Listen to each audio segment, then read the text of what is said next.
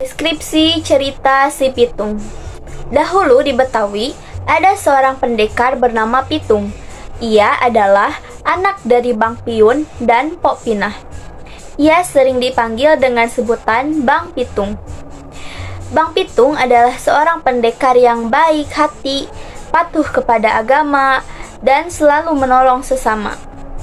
Bang Pitung pun memiliki kesaktian yang luar biasa, yaitu ia tidak mempan ditembus dengan senjata. Tetangga-tetangga Bang Pitung hidup serba kekurangan. Ia pun merasa iba, apalagi orang-orang kaya justru semakin kaya tanpa memperdulikan rakyat yang miskin. Pitung berpikir ia harus melakukan sesuatu untuk membantu masyarakat.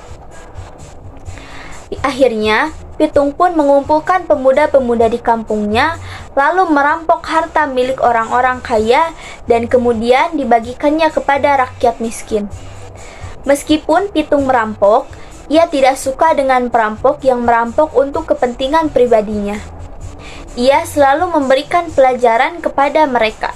Aksi Bang Pitung pun terdengar oleh Kompeni Belanda, dan kepala polisi Kompeni Belanda mencoba menangkap Pitung dengan berbagai upaya yang telah dilakukan, bahkan mencoba menembak Pitung. Tetapi Pitung tidak terluka sama sekali. Kepala polisi Kompeni Belanda merasa kesal dan berpikir, apakah Pitung memiliki kelemahan? Lalu ia menemui guru Pitung yang bernama Haji Naipin. Haji Naipin pun memberitahukan kelemahan Pitung karena merasa takut.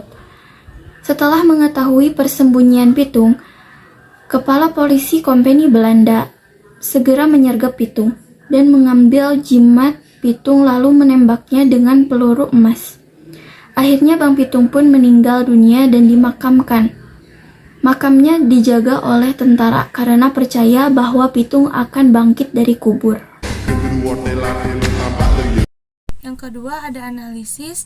Pertama ada unsur intrinsik. Yang pertama ada judul, yaitu Legenda Cerita Si Pitung, Pendekar dari Betawi. Selanjutnya ada bentuk drama, yaitu Lenong Jago.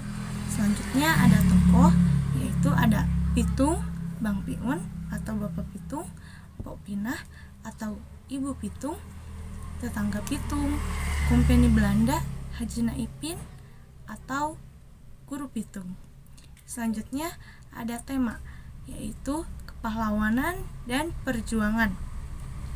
Selanjutnya ada alur dari cerita ini yaitu mundur. Dan yang terakhir ada gaya bahasa. Gaya bahasa yang digunakan dalam cerita ini adalah gaya bahasa sehari-hari. Yang kedua ada unsur ekstrinsik. Yang pertama ada latar belakang. Latar belakang cerita ini berawal dari Bang Pitung yang merasa iba terhadap tetangga-tetangganya yang hidup serba kekurangan. Apalagi orang-orang kaya justru semakin kaya tanpa memperdulikan rakyat miskin. Dan yang kedua ada sutradara. Sutradara dari cerita Bang Pitung ini adalah Nawawi Ismail. Nawawi Ismail adalah seorang sutradara Indonesia yang berhasil menyutradarai puluhan film dari tahun 1950 sampai 1980-an.